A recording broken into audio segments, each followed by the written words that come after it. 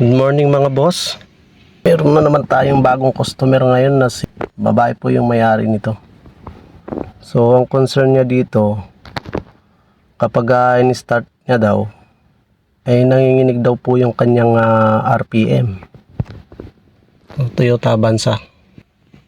So check natin kung bakit. Try natin i-start. Tingnan natin yung RPM niya kung talagang malikot. Okay.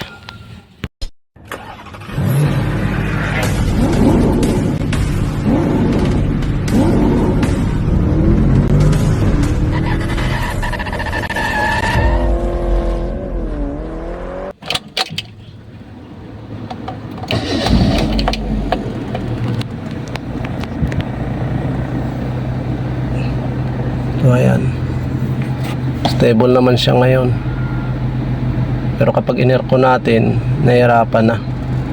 Ayan, tignan nyo po yung kamay nitong ating RPM. In-aircon natin, lapit natin.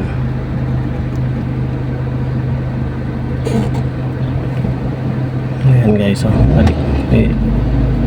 I-rev muna natin para makuha natin yung kanyang tamang RPM.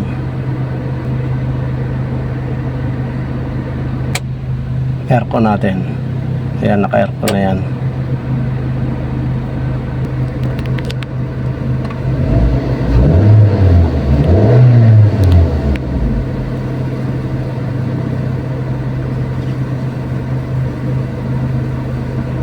Ayan, hindi siya stable guys, nanginginig siya. Mapansin nyo ba?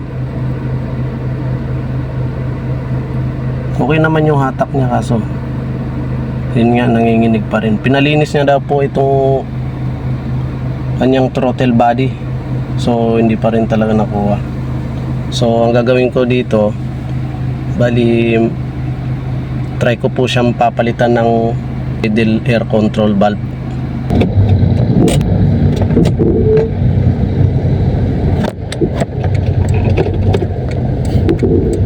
Ayan guys, magalaw siya.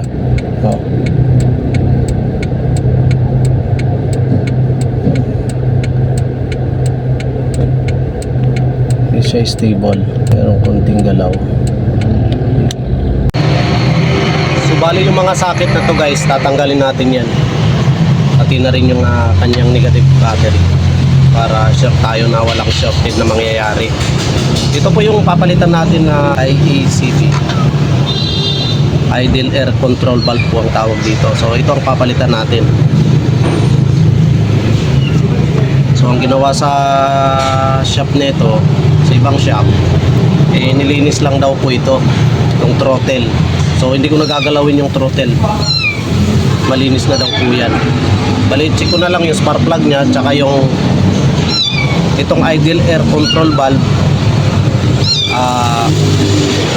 Bali, papalitan ko na to kasi nilinis na rin nila to eh.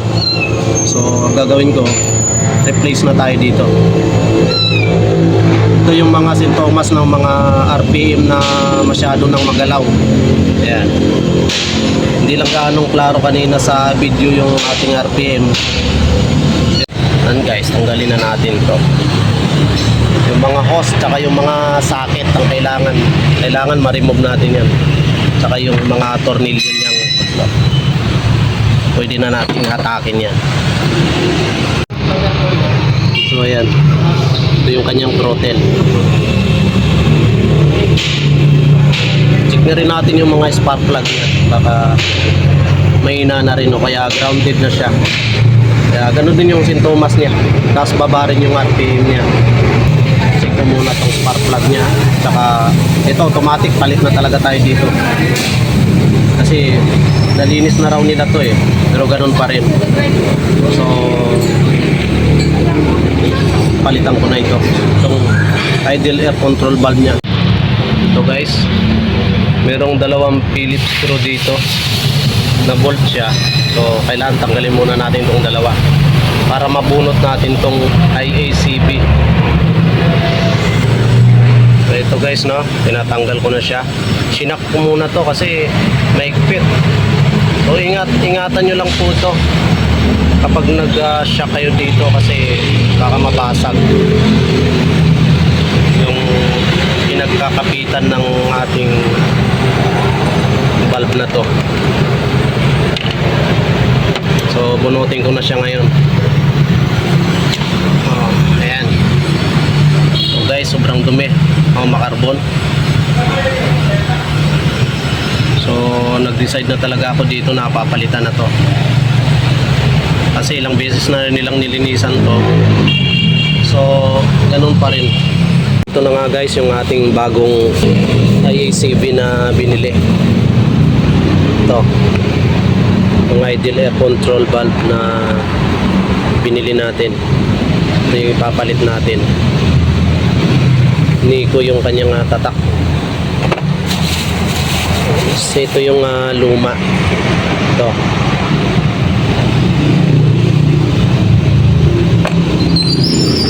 Bubuksan natin.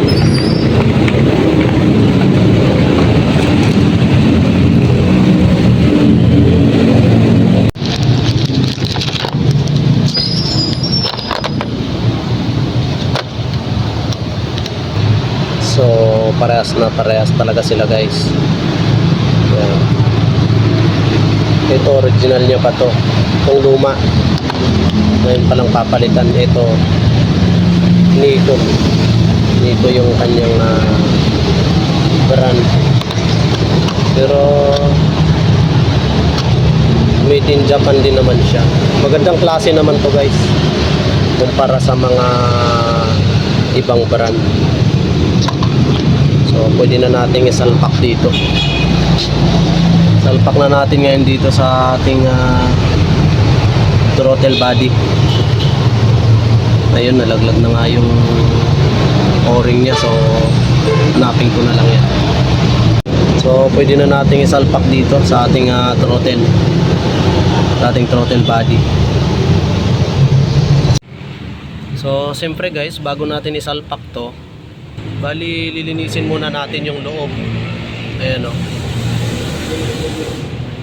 Ayan. Nag-build up na yung mga carbon sa loob. So kailangan natin munang linisin yan bago natin isalpak tong bago. Yung bandang taas, linisin na lang din natin. Pero hindi naman masyadong marumi ito. Alam mo po kasi kakalinis lang daw nito eh. So ito lang talaga ang papalitan natin dito. Yung IACV, Ideal Air Control Valve ang tawag dito, no guys. So guys, salpak na natin.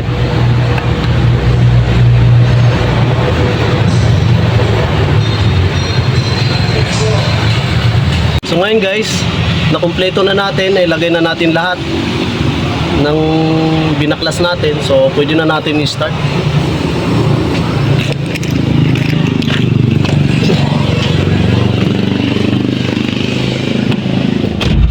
Sobrang init sa loob.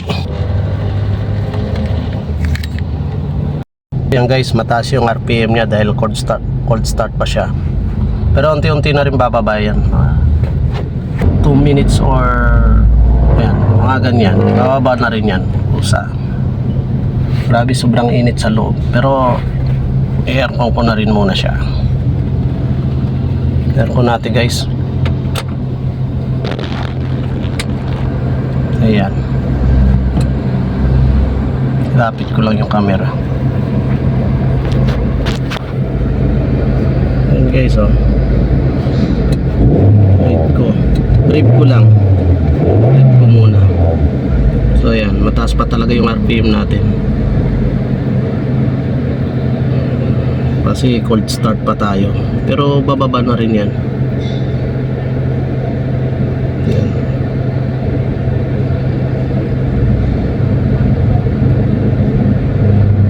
Dahil kaya mataas yan guys yung RPM niya ngayon kasi nga yung surface ng pinapasukan ng ideal control valve natin na